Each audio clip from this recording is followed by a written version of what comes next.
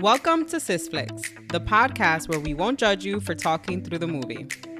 Sisflix are the movies you laugh at, yearn for, and overanalyze with your girls, significant others, and now us. We are your hosts, Paola and Nadhya, two sisters and designers who discuss chick flicks we hate to love, tropes we love to hate, and all of the aesthetic choices in between. Join us as we break down our favorite movies together. All right, everyone, welcome to part 2 of our recap, the Sisflix Corporation recap of Bridgerton Season 1, where we cover episodes 5 through 8, discuss things that make us laugh, things that make us angry, and things that we love about our favorite historical fiction, Regency era romantic story. So, this leads us into episode 5, titled The Duke and I. And this episode opens up with Daphne arriving home at dawn, pretending she didn't just ride in the middle of a duel and make a duke marry her. Also, as if her maid is not going to see the fact that her dress is caked in mud at the bottom. Yeah, no, this is, she got into her sheets. Do you see her hem? 6 inches deep in mud. It is positively medieval. The maids washing her sheets that morning were like, what the fuck? Did she shit the bed? What is this? As soon as she wakes up, she finds her mother downstairs and tells her the news right away. Hey, I'm engaged to the Duke. And her hungover ass mom. Yes. Her mom, who woke up hungover, headache, could barely stand. I did not overindulge. I simply have a headache. Yeah, but she's cured though. As soon as she hears that Daphne has been engaged to the Duke, se le quita el dolor de cabeza. Tell the servants they will have a bowl of punch. She is elated and she's ready to celebrate. She cannot wait to start planning the wedding. Daphne carefully tells her mom that they might need a special license for reasons she will not disclose. They need to get married very quickly. Essentially, the Duke and I, mami, no pasamos. No. Daphne's like, hey mom, can we get a special license to get married? I love him so much. And then it's just 3 sets of eye emojis. This is one of those parts where like Violet Bridgerton really gives you like, I don't want to say cool mom vibes, but she's with it because she's literally like, girl, let me tell you about me and your father. Cause me too. Daphne's literally like, I didn't need to know any of that information. She was about to go in on her and the late Viscount and how they got it on before marriage. You know, it was something that she does say that's a bit comforting, I think, when you're watching all of this going on, is she says, whatever happened between the two of you, it is all right. Society makes a fuss, but this happens more than you think, especially when people are in love. She's trying to make Daphne feel better. Like, hey, listen, you're good. You're fine. That's normal. The queen, though, when the queen finds out, she's pissed. She was expecting to wake up to the news that Daphne and the prince were finally engaged that morning because she knew that the prince was going to propose. She tries to literally foil their plans by delaying the special wedding license that they would need to be able to marry quickly. Because typically, I think the engagement period has to be at least a month. Here, she's trying to get that shit done this weekend. And again, I stand with Nadhya when we say justice for Prince Friedrich, because the way this man accepts this rejection by Daphne with so much grace, he's just like, you know, I'm glad that you found your happiness. I can only wish you a lifetime of contentment. It was a pleasure knowing you. Even though he says like he's disappointed, like he was hoping, he really saw like potential in her being his wife and how they connected and the conversations that they had and how many things they had in common. Hyacinth overhears this, right? In Hyacinth, we start to discover like a bit of an eavesdropper. She likes the goss. She likes the chisme too. So la chimosita de Hyacinth comes up to Daphne and says, oh my God, I only hope that the Duke's proposal was as romantic as that, because that was so sweet. And you're like, ooh. No, it wasn't. It was not. And I feel like that hit Daphne in the guts. Mm-hmm. She's feeling very unsure about the direction that engagement's going. Meanwhile, Lady Whistledown, she's working. She started writing that morning, and she's already speculating on the rush between Daphne and the Duke's engagement. She's already putting it out there. Is this love, or are they concealing a scandal? Ooh. Eloise starts giving Daphne shit about falling in love and getting married and everything she's been doing to her the whole season. And Daphne answers with like, you're going to have your turn. You will know what love feels like next season. The matriarchs start planning, and they take the Duke and Daphne promenading that morning. Lady Danbury and Violet Bridgerton. They're all wearing purple this day, signifying a joining of the two houses, signifying the joining of the Duke, whose signature color is red, and Daphne, whose signature color is blue. The Duke, however, shows up disheveled, late, almost like he was almost killed that morning. And they're both awkward and weird, can't look each other in the eye, can't speak to each other. Like, the awkwardness is palpable. Everyone feels it. Nobody has much trust in this engagement. And something that they start here that I kind of love between them is while they have this really, really awkward interaction, there is something that they do that grounds them right away. And that is when they call each other by name. Daphne kind of takes a moment. She stops, looks at him and says, Simon. And then he looks up at her and says, Daphne. It kind of takes everything away and it grounds them with each other in that moment. And this is something that they do throughout the rest of their relationship that I think is really sweet and comes off on screen, comes off so romantic.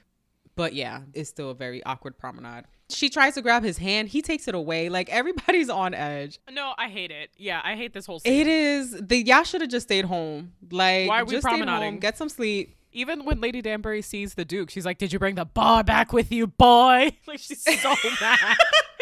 Like, she is so mad. Like, they should have just turned around and went home at that moment. She's a fucking icon. You know the money I would pay to see a Lady Danbury backstory series or Queen Charlotte season 2 about Lady Danbury? I am really hoping they continue with Queen Charlotte as like a separate like series. They cannot fumble Arsema Thomas. Like, she's... Come on. That's what I'm saying. The disrespect of people being smart and talented. I hate it. Hell yes. They have so much they could go into. All right. So while all this is going on, Colin continues to court Marina. Penelope is trying really hard to take Colin's attention away from Marina. She tries to convince Colin to continue on with his travels. She's like, hey, didn't you want to go to Greece? Like, why are you still here? She comes off a bit annoying and I guess a little bratty maybe. I'm with Penelope though. For Penelope, sure, yes, this is her crush, but this is also a friend. This is a friendship she's had for a long time. And I mean, yeah, her cousin that she barely knows comes into town and then is just trying to take advantage of him. So even though there are a lot of people who dislike Penelope, right, during this part, I kind of respect it at this moment where she's trying to be like, dude, don't fuck with him. Like, he's a nice guy. Why are you trying to lie him and entrap him? Trap someone who sucks, not someone good. But to Marina's defense, it's almost like, I'm in this terrible situation. If I have the option to be with somebody good versus somebody who's going to treat me like shit, I'm going to go with somebody who I think is going to treat me nice. And I get that, but maybe do that with a little integrity. Maybe this is something that you should talk to this person about before you make them marry you for the rest of your life. I agree with that. I also agree that men ain't shit. Right. You don't know what's going to come of that interaction. Is this person going to expose her if she opens up? And the second thing I'll say is that Penelope is very guarded about her feelings for Colin. As much as she transparently is pining for him to the viewer, because like you see her looking at him and like her attitude around him, she's always so nervous. Like, as much as we see that, outright, she's super guarded and private about how she feels about Colin, and it makes it so hard for anybody else. Like, her sisters tease her, I think, once or twice about Colin, but anybody outside her family, like, they have no idea, like, if she feels anything for anybody. I don't think in her family they know, really. They just tease her to tease her because they suck. And, like, because she's not courting specifically, I think, I mean, the same way everybody disregards her generally, but I think everybody disregards the fact that she could have feelings for Colin, which sucks. Right. Yeah. We see Lady Featherington, who's struggling with her husband's habit. Yeah, no one is like, I'm going to keep gambling because I'm so good at it. Yeah, they are struggling financially. They can't pay the modiste. The girls can't get dresses. I want to say something because this bothered me as I was watching the show. So there's a point, it might be in this episode, or in episode like 6 or 7, where Lady Featherington is telling her daughters, like, hey, so we have to attend this ball. You guys can't get new dresses. The modiste isn't going to give us any more credit. So just rewear something you've already worn. The dad is telling them that. It's the dad. Like, why can't can't they rewear their dresses? But in a later episode, Lady Featherington is saying the same thing. Yes. And the girls are like, because they're dumb, right? They're like, can you even do that? Do people ever rewear dresses?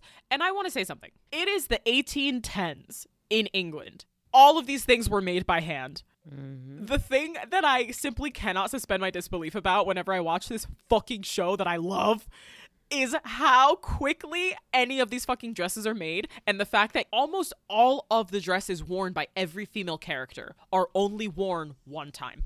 Makes me wanna die, because back in that time, you're lucky if you owned 5 good dresses, maybe 10, and all of the dresses, even though it doesn't necessarily look that way to the naked eye, all of those dresses are made of several independently fastening pieces that you could mix and match to make them look new. And like, wow, I know they're supposed to be like incredibly fucking rich, but even if you are thinking of the amount of time, like, I'm not even saying money, I'm saying like the Queen of England, even if you're thinking about simply the amount of time it would have taken to construct 1, 2 of the things that they're wearing at any given time, it's weeks. It's not like 3 hours. No. Especially things that are specialty embroidered, especially things that are made of lace, especially like anything with like fancy specific colors and many layers. Oh, it makes me so mad. But again, we're suspending our disbelief for the show. I think it's something like Daphne, just Daphne, wears something like 100 dresses in the season. She's wearing a different dress every single time we see her. Yeah. Something that they did do at the time was that women of this high society, right? We're talking about people who got money. These people are equivalent to the Kardashians. Fuck you, money. Right? They would wear their dress for an event, and then they would pass it on to a relative, even sometimes to their servants, that they would pass on their dresses. It was much likelier that you would be having alterations done to an existing gown, whether it was yours or somebody else's. Or that it was brand new. Right. So Featherington ladies are feeling a little snubbed about not being able to get new dresses. Nah, they shouldn't be feeling snubbed. They should be feeling broke. You broke as fuck. they feeling real broke. We see Lady Featherington again interacting with Marina and kind of with the same mentality, like, girl, we need to get you married. Like, you need to get the fuck out of my house before you have this baby, because I cannot support you. And the thing with Lady Featherington that I just want to say, Lady Featherington, like, justice for her a little bit, because you have to be strategic, right? For sure. She's trying to manage. She is managing. She doesn't like her fucking husband. They clearly don't have a love relationship. He doesn't respect her. He has an issue that is jeopardizing the well-being of his entire family. 3 fucking girls that are unmarried, with the full knowledge that, like, if all of his money is gone and his daughters, who are mediocre at best, don't marry well, they're fucked. And that's what Lady Featherington is thinking of every day. Like, Lady Featherington is more similar to Mrs. Bennet from Pride and Prejudice than maybe any other character. Oh, for sure. It's the panic of, like, what am I doing with my daughters? Even though all of her decisions are misguided, it's like, I need my daughters to wear yellow so that they seem happy, so that they attract better husbands. Yes, and she says that happy colors, happy women attract happy women make the best wife, like some shit like that. and like, in addition to managing this, waking up in this fucking panic every day, managing a very precarious financial situation caused by her husband, she's also like, fuck, if Marina gets found out, if she pulls some dumb shit, my daughters are fucked because we're part of the same family. I'm supposed to be managing her. I'm supposed to be in charge of her.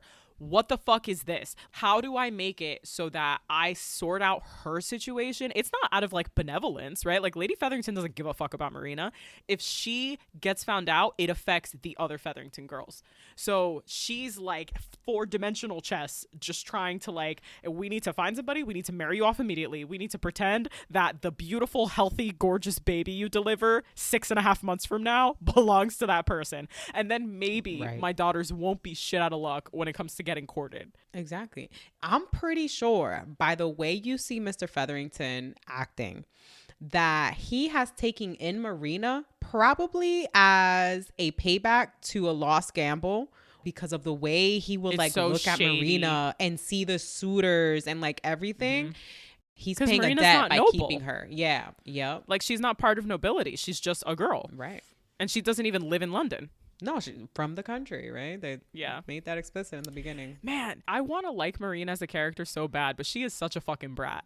Every time I watch Bridgerton, I'm like, God damn, you're a brat. Like, fuck. You know, well, you feel for Marina because she knows she's in a tough place, but she definitely brings an air of like, of almost a bit of entitlement.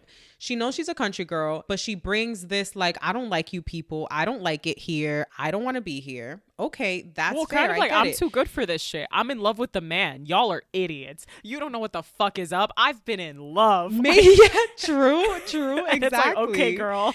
I mean, but you're kind of placing them against kind of like the shitty Featherington too, because they make her feel like shit as well, right? They do. You see that play back and forth, and then you kind of see her treatment of Colin. And you have to come to realize, like, she's kind of shitty. Yeah, she's a complicated woman. It is complicated. There's nuance there because, again, she's in a situation that she needs to look out for herself. She does need to look out for her unborn child. So you empathize with that. But to what cost? So, anyhow. Yeah. So, Lady Featherington actually confronts Marina about this pursuit of Colin. Penelope actually was the one that brought it to her mom's attention. Like, hey, she's pursuing Colin. Can you make her stop? Pretty much, right? But Penelope's right in the fact that, listen, Colin isn't going to be the guy that she marries quickly. That's probably going to be a longer engagement. And also, good luck convincing Lady Bridgerton that she had a premature baby. Like, good luck with that situation. A woman with 8 children. She knows how pregnancy works and how this shit goes down. Lady Featherington starts insisting to Marina to like, hey, back off. That's not the game you're playing. The game we're playing is a quick one. We need you married tomorrow. We need you married yesterday. The game we're playing is finding you a crusty old man that just wants to pass on his title. He's not going to care where that baby came from. And he's going to die. Matter of fact, is it going to be born tomorrow? Even better, because he needs that baby to be born before he dies. And if Marina was smart, she'd be like, maybe I got to endure this guy for the next 5 years. 6 years. And then he croaks and I'm a rich single woman. I get to be a rich widow? Shit. But she's not thinking about that because she can't see it outside of herself. She's young. She's immature. Lady Featherington, she sees that shit and she's trying to let her know, but she's not listening. What Marina says is, listen, I can seduce Colin. He likes me. I'm gonna seduce him. If I seduce him and we consummate our relationship before a wedding, I can rush this shit along. So now they're creating a conspiracy where Marina's going to seduce Colin to sleep with her so that then he is forced to marry her because of the worry that he might have impregnated her. So that's Marina's play. And it's a shitty one. So while all this serious business is going around on one side of our Bridgerton world, Benedict is out here fucking. He accepts an invitation from Sir Granville to a party at his house. He arrives to this party and there are naked people everywhere. This is an orgy, people, in 1813. Who does he bump into? None other than Madame Delacroix. And they get it on off the bat. She knows he's a Bridgerton. She hasn't even met him before. She knows just by his look, oh, you're a Bridgerton? Let's go. And that's a thing in the books where people just know who they are. because they're all supposed to look, I find this kind of interesting. They're all supposed to look like significantly more alike than they do in the show. So like the boys look alike. Daphne is kind of a standout because she doesn't have brown hair. All of the Bridgertons are supposed to have like dark eyes and dark hair. They're all like fair skinned. They have very similar features. Yeah. And so like it's funny because there are several characters where you could pretend there's a likeness because they're actors, whatever. But then it's like Daphne is fully out of left fucking field. I would say Daphne's the only one that doesn't fit the characteristics of Daphne in the book. Phoebe Dynevor, I think in real life she's like a dirty blonde, like a light brown. Maybe they thought dark brown would be too severe on her skin Might tone. wash her out because she's so fair. Maybe that's why. But anyway, yeah, they all resemble each other very much. They go into any establishment, they know right away that they're a Bridgerton because they all have this distinct description. He bumps into Madame Delacroix and they get it on right away. So as he's trying to find a room for him and Madame Delacroix, he walks in on Sir Granville with another man. And he's like surprised and kind of taken aback. Like he pauses and has to be reminded and taken back to task by Madame Delacroix, and a second woman joins their interaction. We later find out that this second woman is Sir Granville's wife, and they menage a trois. Dead. During this evening, while Benedict is getting his menage on, in the evening, we see the king and the queen have an interaction. We finally see the king, who we have not seen throughout the series. The queen visits him for dinner because he's apparently having a good day. Every single time someone comes to get the queen and says it's about the king, she says, "Is he dead?" Yes. They're not explicit about the king from the start of the series. You get the impression that she fucking hates him, which is not uncommon. You're like, oh, okay, she probably hates his fucking guts because maybe he sucks. They're never together.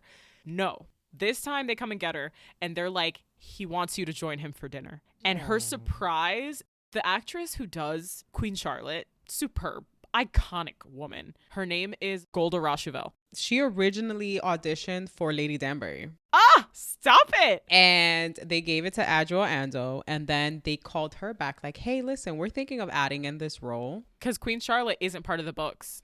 So something about the actors in Bridgerton, like the vast majority of them are UK theater actors. Mm-hmm. Like theater. And with some of them, you get big theater energy. Like you get it from Lady Danbury. You get it from Queen Charlotte. They have this like presence, this projection, the way that they enunciate their words. Honestly, I think it fits the show really well to have them be such theatrical people. I mean, because what is this show but theater and drama? Like that's thespians. Oh, yes, so good. It's so good. And Golda Rochevelle, she's fantastic. When they call her in to see the king, confirms that he's not dead. Her face, she has this mix of like surprise, apprehension, and like a teeny tiny bit of hope. Just like a dusting of hope. She goes and sits down with him in this like very intense dining room. He's sitting at the head of the table. I love that she goes and sits next to him. And not at the opposite end of the table. Which is something that you would see a lot at that time. And also like you start seeing this side of her that you have not seen throughout the series, where she's like warm and funny and nice. Because the queen sucks. Well, you know, she has to have this presence and she has to demand attention and she has to, you know, she's commanding people left and right. Here, you don't see that. Here, she's just Charlotte. She's Lottie.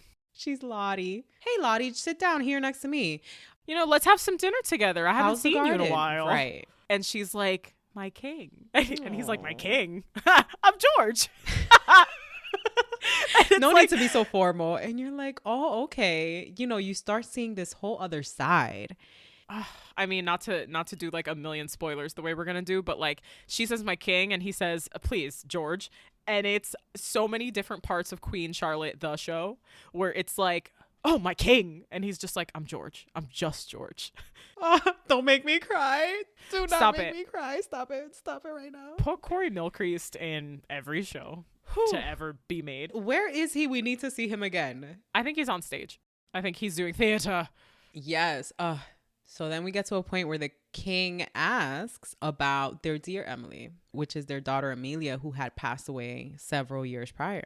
Queen Charlotte reminds him, Amelia passed away. Well, it's been a couple years now. And here's where you understand that he's very mentally ill. Now, in the present day, we know that he at the time was suffering with dementia. And he starts getting agitated and having an episode. And now he's like, what the fuck did you do? Who are you? What are you doing? It becomes an attack. He feels attacked. He feels paranoid. It completely disrupts the dinner. She has to leave and they have to take him away. You can see on her this like disappointment and despair where that apprehension and anxiety that we saw on her face before she came into the dinner, like that's what she was expecting. Right. You get the hope of like, I get to hang out with like my spouse, right? Who I love. Even if it isn't romantic love, like who I care for, who I want them to be healthy and happy and safe. I go to see them and it's not the case. And now I'm hurt. Like now on top of them being unwell, my feelings are hurt because I was hopeful that like today would be okay. I think that's like an experience, obviously, that a lot of people with family members who lose some of their mental capacity or lose a lot of their memories. I think that's a common enough experience that people can relate to it as they watch the show. It's a bummer because you really can tell as the viewer, even in these micro interactions between them, you can tell how much they care for each other and how much his illness is ripping apart their relationship, has already ripped apart their relationship, and how much it causes Queen Charlotte tons of pain. Yeah. Part of me almost feels like after her negative interactions with King George, she goes back out into society and she's like, I need everything to be exciting. I need everything to be cool and interesting. I'm bored. And it's like, you're not bored, bitch. You're miserable. It's how she compensated for her situation. Historically, it was known that it came to a point where she just didn't see him. The way they portrayed in the show, where he didn't see him, she would just wait for news on him. It was too sad. And she he just didn't know participated in society. Right. And he didn't know her. Yeah. So while all this is happening, crazy preparations are underway for the wedding. Daphne is at the Maldives getting her wedding dress made for her wedding in a day or two. And while she's getting fitted for her dress, the Cowpers walk in. And here we confirm that Cressida did see Daphne and Simon in the garden, almost getting it on before they were discovered by Anthony. Cressida is pretty much threatening Daphne with this information. And Daphne's like, listen, I'm about to marry the Duke. I'm going to be a Duchess. You can choose to be my friend or you can choose to be my enemy. So if I were you, I would keep my little small, big ass head.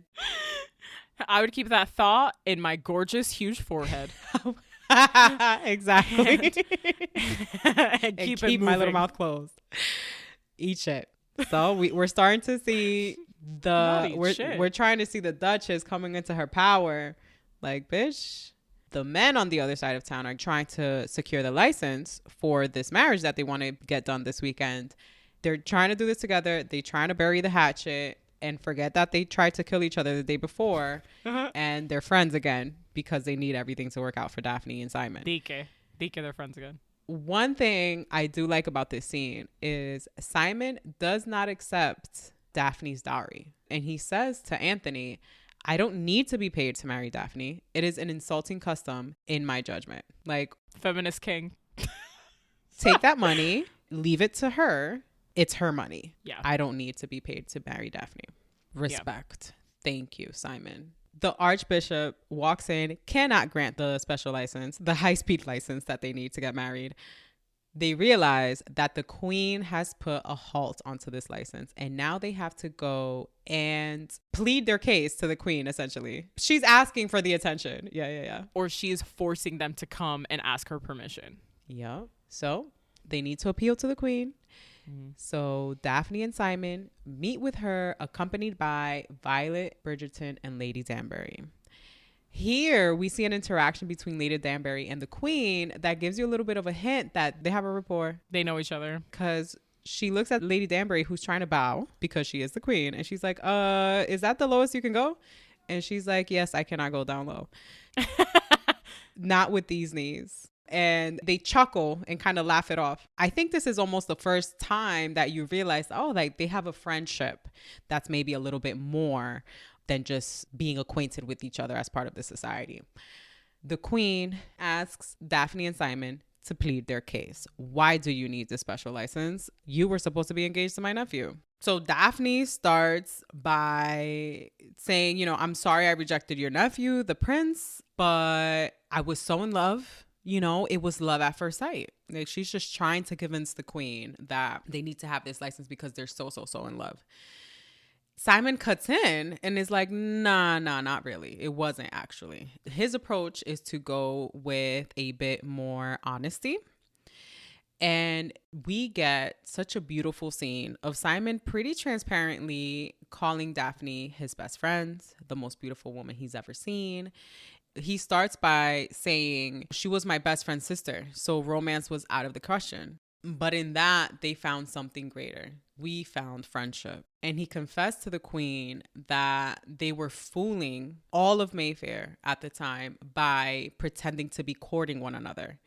What they found is how they could not stay away from one another from how much they enjoyed each other's company. And he goes on to say, I've never been a man who enjoyed flirting, chatting, or talking at all. But with Daphne, conversation has always been easy. To meet a beautiful woman is one thing, but to meet your best friend and the most beautiful of women is something entirely apart. Oh my gosh, swoon. Every time I see this and I hear him deliver this monologue, it's so sweet. Then he apologizes to the queen because he says that it took for the prince to come along for him to realize that he didn't want her to just be his friend. He wanted her to be his wife. And so I plead with you, please don't make us wait. Everyone cries a little in front of the queen, who does grant them the license in the name of love. And having seen what the queen experienced the night before, I think she comes in with a bit of tenderness and sadness about her experience with King George. And she answers them with, you are unusually lucky to understand friendship is the best possible foundation for a marriage, even if that foundation should crumble as quickly as it was built. She turns to Daphne, actually, and she addresses her directly and says, I'm going to offer you the choice. Do you want to marry this man? This is the queen as a woman putting the ball on Daphne's court and saying, you as the woman can make this choice. What do you choose? And I think that's so important in this society. And so she extends that question to Daphne. And they make a direct cut to Simon waiting at the end of the aisle and Daphne walking down the aisle with Anthony on her side. It is an intimate wedding. It's just their immediate family. For Daphne, of course, that's her 7 siblings and her mother. But for Simon, that is Lady Danbury, Will Mondrick, and his wife. So only 3 on Simon's side. They're nervous. They're afraid. It's awkward. It's as awkward as they've been the whole time. I think they definitely still feel like they've entrapped the other in this situation. But one thing they do in this scene when they are saying their vows and they're about to exchange rings, Simon slides off Daphne's glove in the same way she fantasizes in her dreams. So it is a full circle moment for Daphne, essentially, where she's actually seeing her dream, her fantasy coming true as he slides this glove off of her in this way. And this becomes an iconic move for them. And it being in Daphne's fantasy is full circle. And also they continue to call back to that. Then at the wedding reception, which is held at the Bridgerton house in their big grand foyer, the Bridgerton house was actually inspired by the Althorpe house, the home where Princess Diana grew up. I mean, if you look this place up, it's magnificent and you can actually visit it till this day. However, the interior scenes, like the wedding reception in this episode, were filmed at Halton House, which is a French-style country house in Chiltern Hills, northwest of London. And this location has been used for The Crown, Downton Abbey, The King's Speech. Like, it has been used a lot. So at the reception, a bunch of stuff's going on. Where we touch base again with multiple characters. We see Penelope again trying to deter Marina from pursuing Colin. She doesn't want Colin to be tricked because Colin's a good man. So Marina's defense, she's like, what, should I be with a bad man? She pretty much pleads with Penelope, you know, she will be a good wife to Colin and that he's going to be a good husband to her. And this is her best chance at a glimpse, you know, of happiness. So Marina tries to get Colin in a room with her alone to try to maybe seduce him and entrap him to marry her. Here you really find out the type of gentleman that Colin is, because Marina gets him in a room alone. She tries to be a bit seductive, tries to come up close to him and talk to him.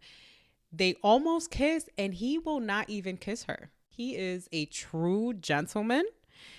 And she sees this, almost feels foolish and bad for trying to entrap this man who is so genuine. And as she turns around and she's like, you know what? You're right. We shouldn't kiss. He turns to her and he's like, no, wait, let's get married. So quite literally got exactly what she wanted without having to do anything, because Colin truly likes Marina. And I think he feels himself being drawn to her and maybe understanding it as love. However, she's disappointed when he points out that they would get married to the end of the season, because he wants a long and romantic engagement. He wants to do things the right way. So, I don't know if that's going to work out for Marina, because she needs to consummate this sooner than later. So now they're secretly engaged. Dun, dun, dun. Who else is at the wedding? The queen is at the wedding. And she goes up to Daphne and she tells her, I hope you've made the right choice. And if you didn't, at least you will enjoy your wedding night. The queen overhears Eloise questioning Lady Danbury about possibly being Lady Whistledown.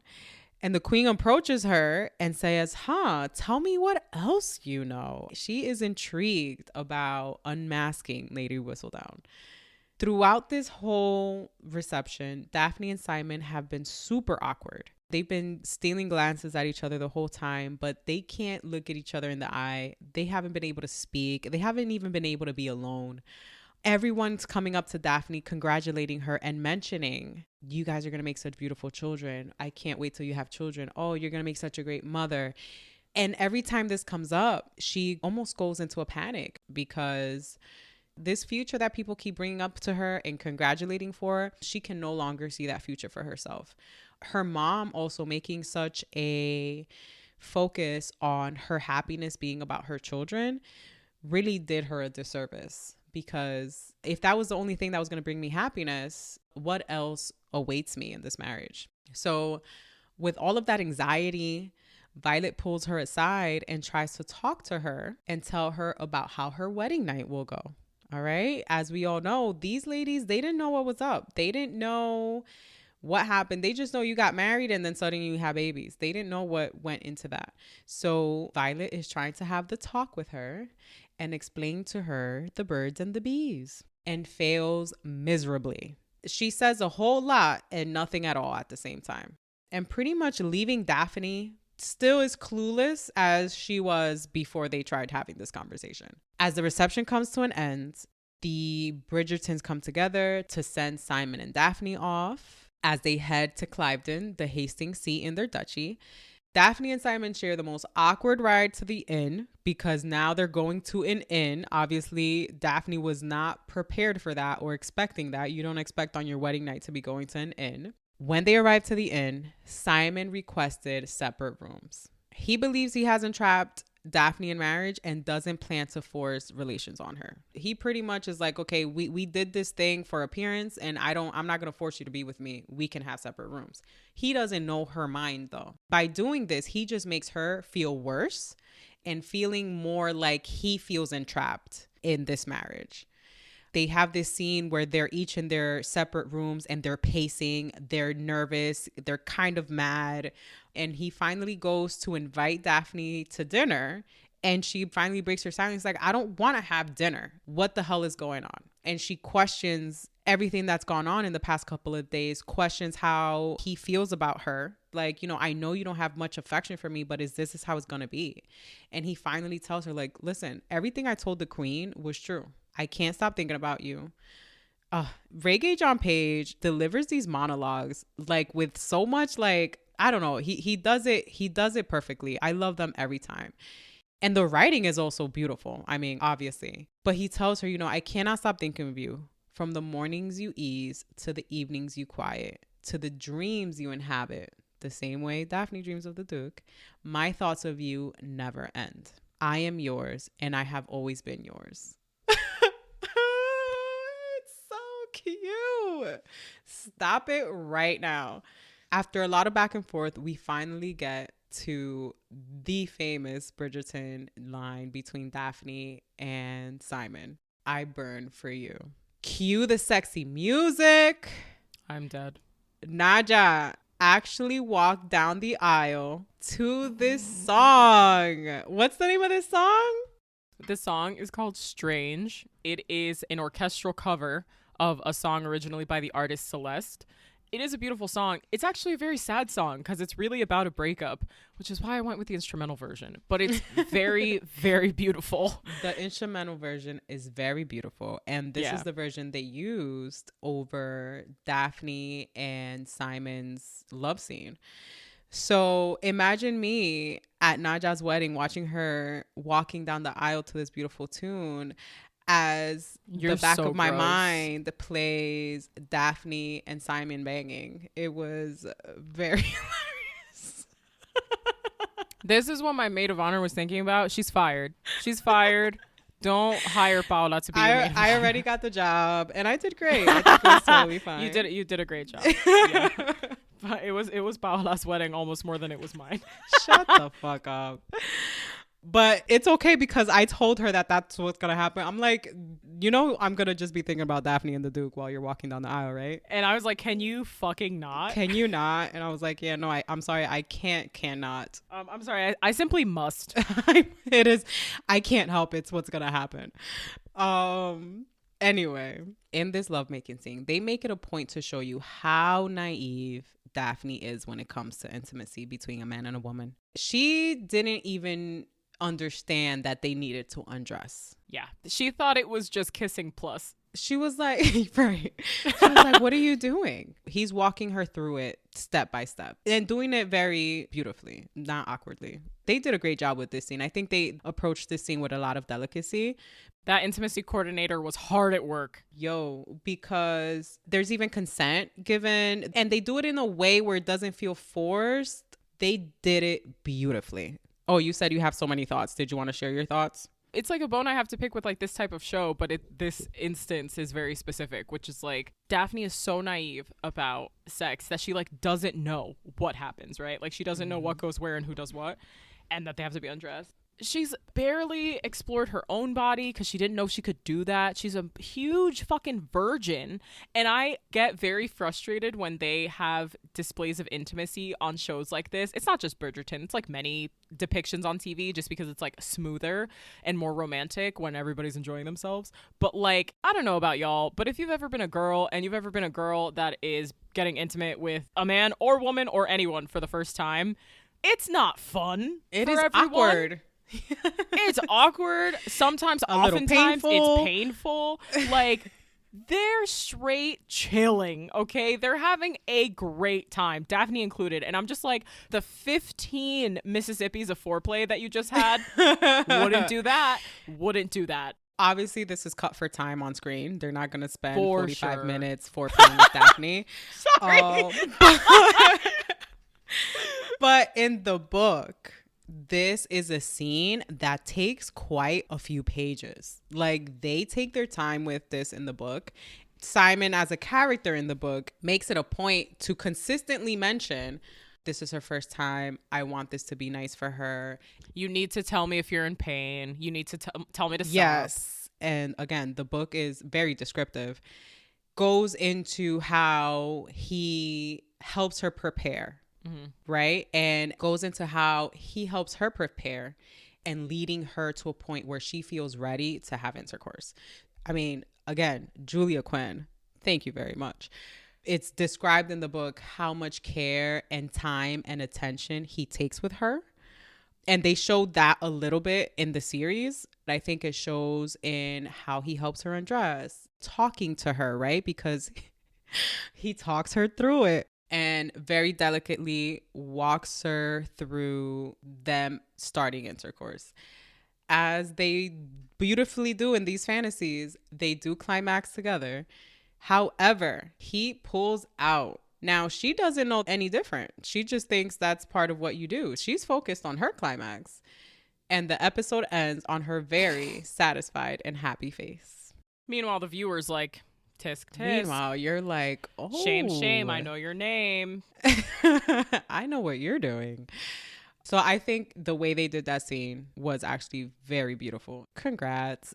We love very consent. Nice. Something that I like about Bridgerton is that they spend a lot of time during the sexual encounters, like focusing on female pleasure, consent, and that the nudity, especially feminine nudity, is not gratuitous. I think when a show wants to be like edgy and salacious, they'll lean a lot into feminine nudity and like titties, bush, ass, and like it's not that Bridgerton is explicitly not showing you any feminine nudity, it's that they don't emphasize it. They're not like I almost a few times watching Game of Thrones, but the thing with Game of Thrones is that the nudity was there for everybody was nude a lot, so then you're kind of like, okay, it doesn't feel as much like feminine exploitation when they're dick swinging all around. But I mean, they definitely show a lot more feminine nudity than they do men. Yeah. I mean, not that I'm like, look, I don't need to see more penises, but it's just makes one of us. No, I'm joking. That's getting one cut penis out. is enough for me. That's getting cut out. Yeah. I'd like to stay married. Getting divorced sounds expensive. All right, guys, we're getting into episode 6, titled Swish. You know why it's titled Swish? I have no idea why it's titled Swish. So, and I love I thought it was nothing but net Swish. Nothing but nets. Nothing but nets. I quit. Can we get some Nia Lathan to play? This is my resignation. No, so actually, and I didn't do it for this only because I already talk enough. But I love taking the titles of the episodes and figuring out what they're communicating or what inspired the title to an episode. So the title to this episode is inspired by the part where Marina starts showing and she's invited out and she's wearing a dress. And Lady Featherington goes, okay, now swish. So she can see if the dress clings to her and shows her belly. Damn. That's all. Also, I don't even think she's showing that much. I kind of think the style of the dresses back then helped them out. The style of the dresses back then were almost intended to make women look fertile by looking like they had a full wider lower belly. Also, the actress who plays Marina, this actress named Ruby Barker, has horrible posture, has terrible posture, which is funny compared to everyone else in the show, especially like the time period that they're supposed to be in. It's like a very contemporary thing of her to do, have bad posture. So she's like hunched over the whole time. Right? Or maybe it can also be part of the fact that her character is coming from the country and isn't trained to be in this prissy society. I think it's less that and more that she hates everything and hates where she's at. She hates everything. Yep. So it can be, many bit of all of that. And she's taller. She's definitely taller than Penelope because Nicola Coughlan is 5'1". She's taller than some of the other characters, and I think she like hunches a little bit. But anywho, episode 6, baby, we're swishing. Now that they've hashed it out, and by hashed it out we mean that they be fucking, Daphne and Simon arrive to Cliveden, the new Duke and Duchess of Hastings. And you know what, guys? They fucking get to it. What is it that they're getting to? Fucking all the time. It's their honeymoon and all they're doing is having sex. Like, this episode is the one where it does almost feel gratuitous. But the point, plot-wise, of the creators showing you all of this intimacy between Simon and Daphne is because if their relationship is 50% friendship, it's 50% lust. Like, they lust for each other and they have the whole time. And so they're really emphasizing that like so much of their relationship is built in their attraction for each other.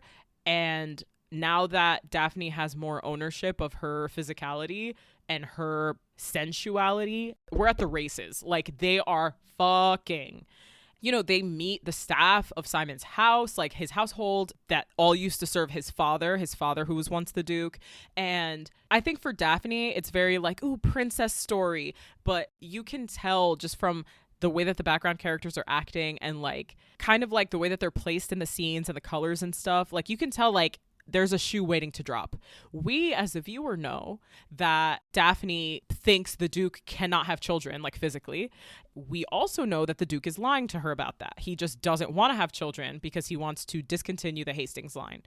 And being dishonest with her about that is absolutely lurking in the background and will come back to bite us in the ass.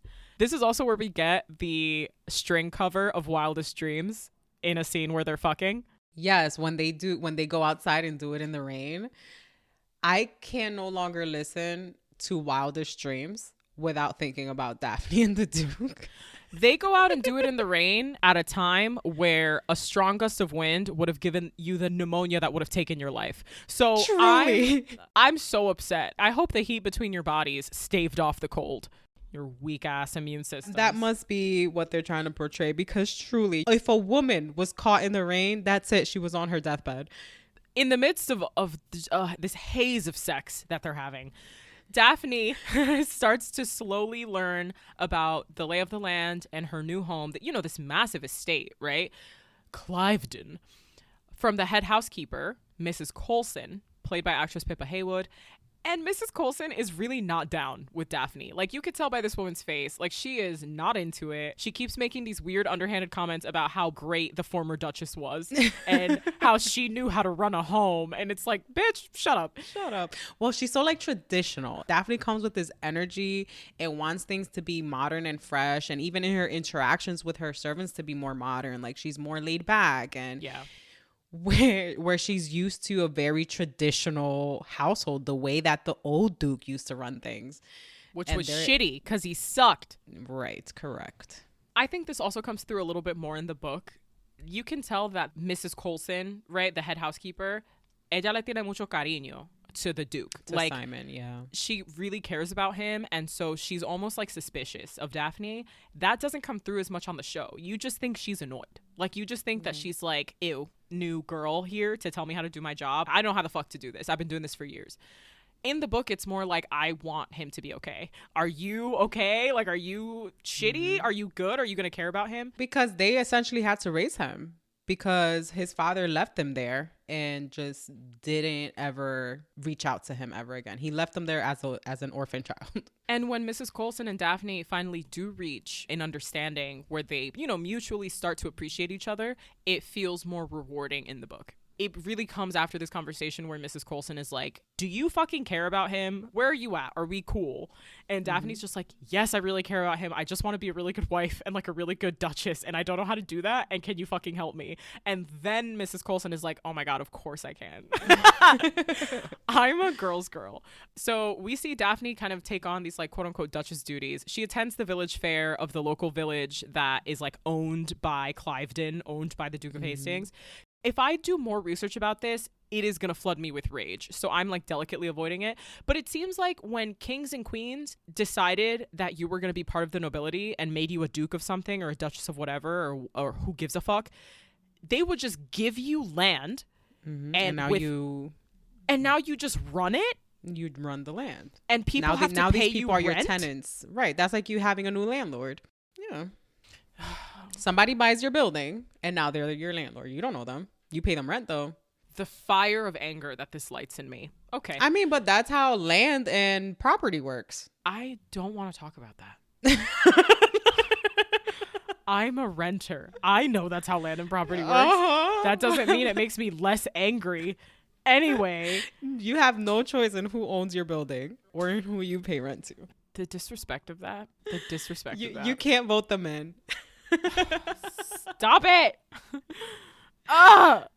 So Daphne is like very unfamiliar with this whole thing. She's trying to be independent from the Duke. He's got a lot of like man stuff that he needs to do, like with numbers and math. So every time she goes to like events, she's just winging it. Like, she's very cute and very personable. So most of the time Daphne's great, but there are a few things that she missteps. And one of those things is she goes to this village fair. They want her to choose like a pig, the best pig in show, to like win this pork contract for one of the local farmers. She can't decide because she doesn't want any of the pigs to be slaughtered. She likes animals. And she's like, everybody wins. Haha, yay. And like, everybody leaves the affair mad at her, and she doesn't understand why. So it's like brewing in the background that she's like, people don't like me, and I don't understand whether it's like something I've done or if they don't like me just because I'm new. So we keep going back to her relationship with the Duke every time that she's back at their estate. Again, they fuck a lot. And Daphne, that's what they do. And Daphne realizes, you know, during one of their encounters that he like pulls out, which is something that we know as the viewer, and seems to do something into like a handkerchief, and then is kind of like, okay, cool, like we're good, and like puts his pants back on and goes about his life. And she's left kind of wondering, like, what is that and why did he do that? And thinks about it a second and then kind of like, okay, whatever, disregards. She has a conversation with Mrs. Coulson. So it's really the show's version of this bury the hatchet conversation of like, hey, I need your help on how to become a good Duchess. You clearly have so much experience. Like, she butters her bread a little bit. Like, I think she does this very diplomatically. And Mrs. Coulson is finally like, yes, I can help. And has a conversation with Daphne where she kind of enlightens her a little bit more about the former Duke and Duchess of Hastings. Even though the former Duchess of Hastings passed away in childbirth and like the Duke was a piece of shit, she kind of talks to Daphne a little bit more about who they were, because Simon doesn't talk about them at all. And she mentions, oh, it was so hard for the Duchess to conceive. The Duke blamed her, but I don't know if it was her fault. You know, you need a good seed to quicken the womb. And Daphne's like, what? And she's like, oh, like a good seed to quicken the womb for the woman to get pregnant. And Daphne's like, okay. You see her buffering. She files that in. Yeah, she tucks that into a private file folder.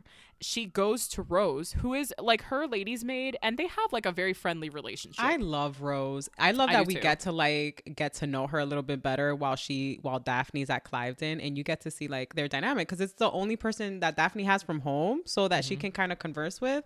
So you see more of like their relationship. They have girl talk, and it's so sweet. I love Rose's interaction with Daphne. I agree. It's very sweet. Again, something that we mentioned at the top in part 1 is like, you can tell who the good rich people are by how they treat their servants. Yes, that's like, true. That is always how movies and TV expose you to the attitudes of rich people, whether they're rich people you're allowed to root for or rich people you're not allowed to root for.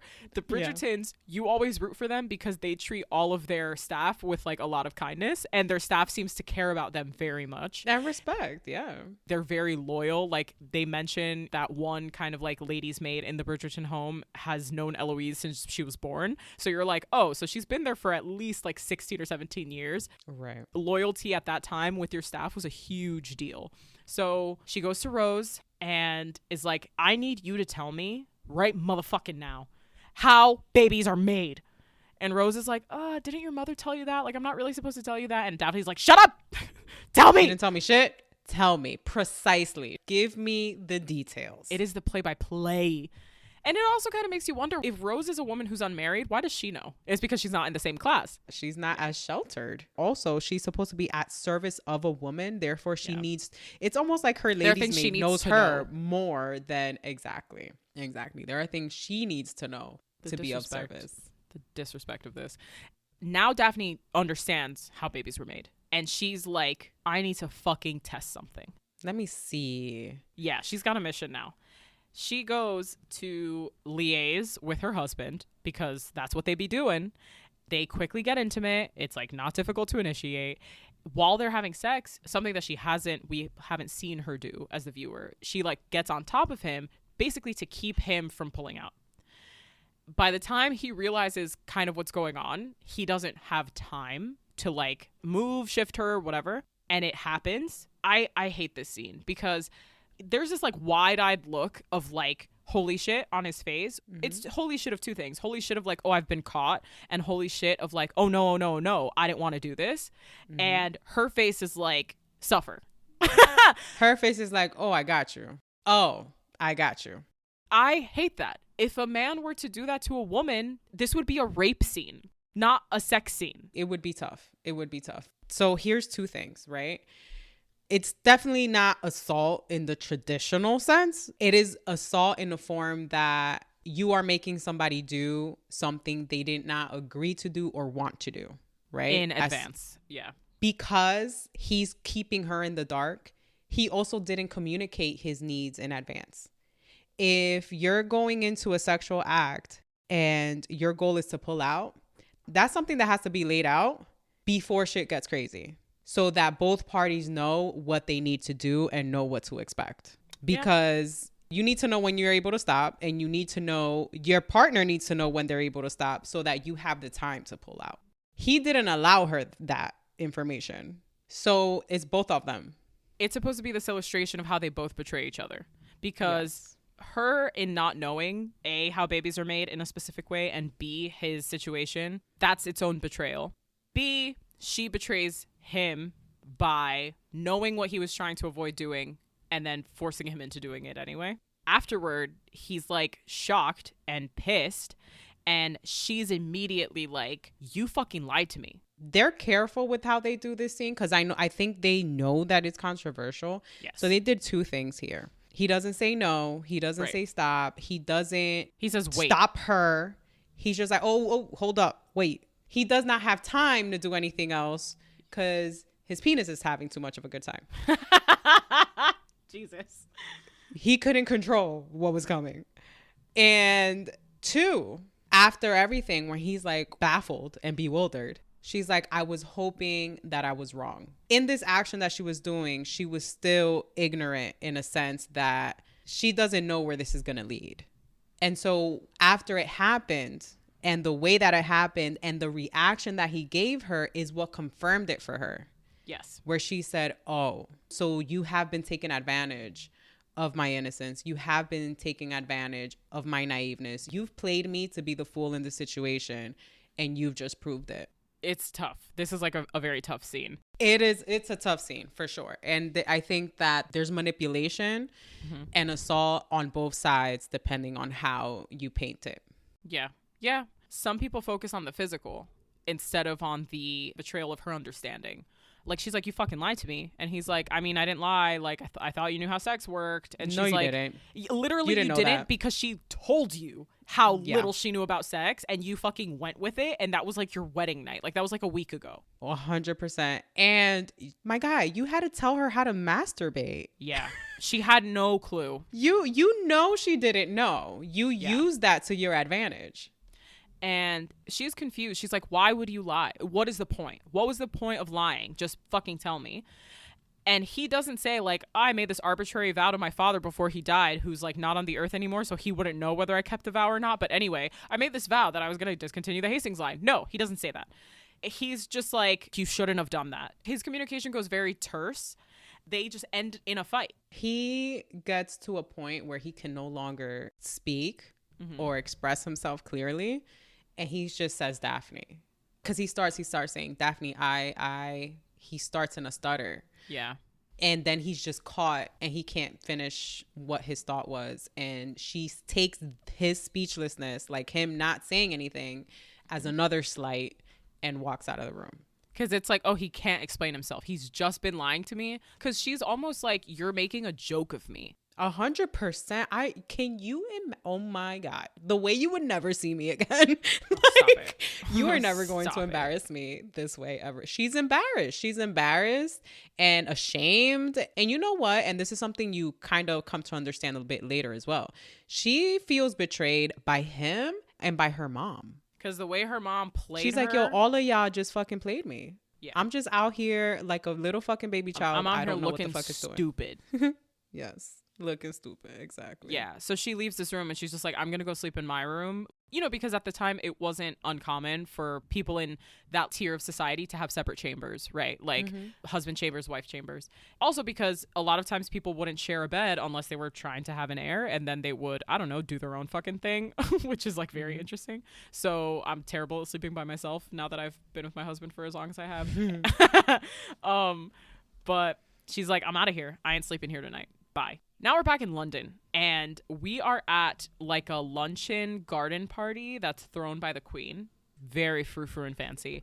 And Colin chooses this occasion without warning his family, without telling his mother, without informing his brothers, that he is engaged to Marina, Miss Marina Thompson. Marina is wearing a yellow dress in this scene. She's usually not wearing tons of color. She's either wearing like white, off-white, pale pink, pale peach, but she is wearing yellow, which is a Featherington color. which is Penelope's color. Against her will. And everyone is like shocked because they haven't been courting very long. He's had a couple, you know, of visits with her, but they haven't been courting out in the open. Right. But he's been spending time with her.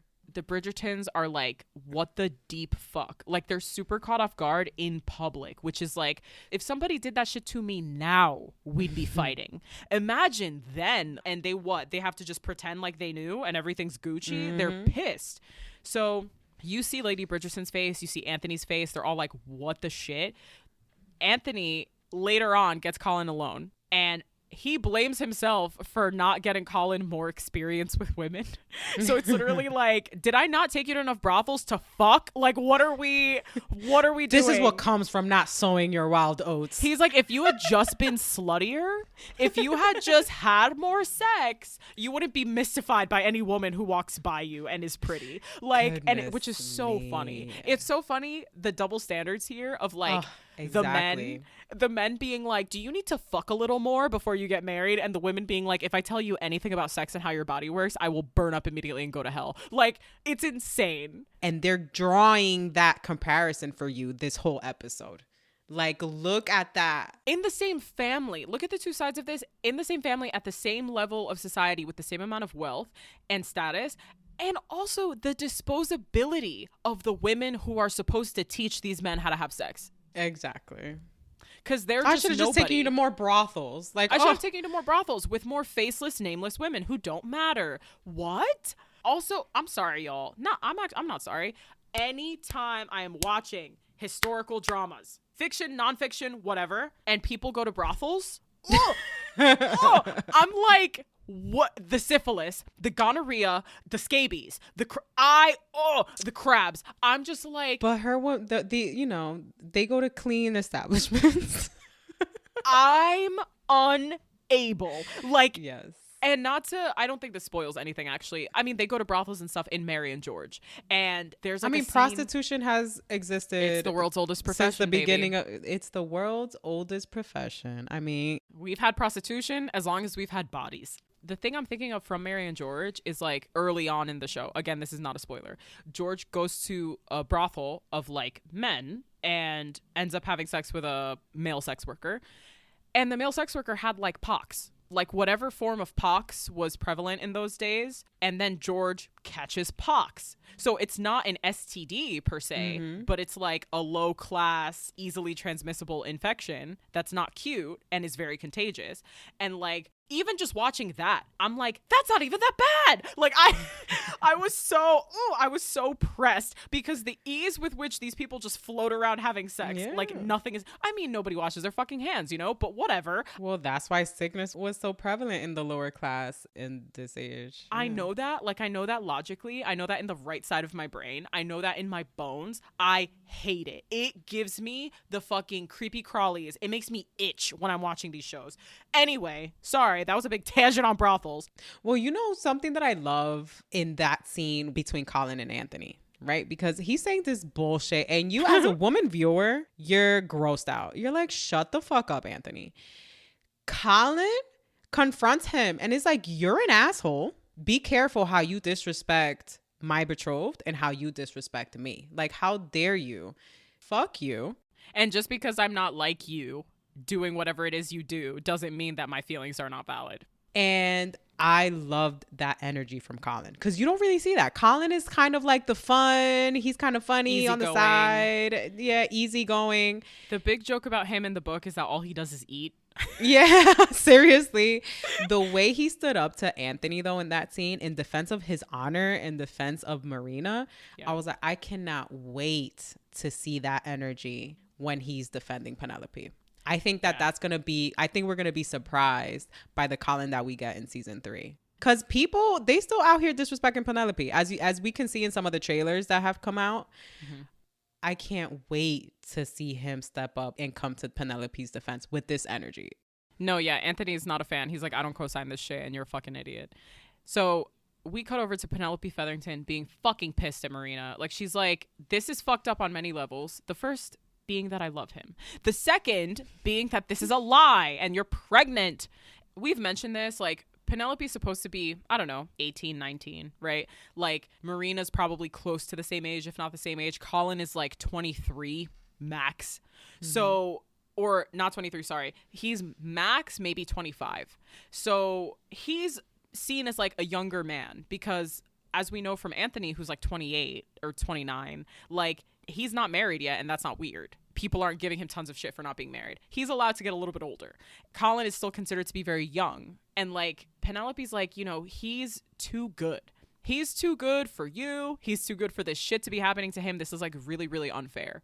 She like is kind of running around in her family, kind of saying like, this isn't right. This isn't right. Again, not exposing her feelings about Colin. Not saying, I don't want you to marry him because I like him a lot. Just like, this is fucked up. Mm-hmm. I can't help but think that even if Marina wasn't pregnant and it was just kind of like, oh, we have to watch over her because your father owes her father a lot of money, and like she organically meets Colin and they organically start to court, Penelope would do the same shit. The pregnancy just happens to be the reason, but Penelope would do the same fucking thing. I don't think so. I think so. I think she would be so pressed about Colin. I think she would be pressed and she would be upset and she would be sad. I don't know that she would be actively trying to like squash it. I don't think she would do that.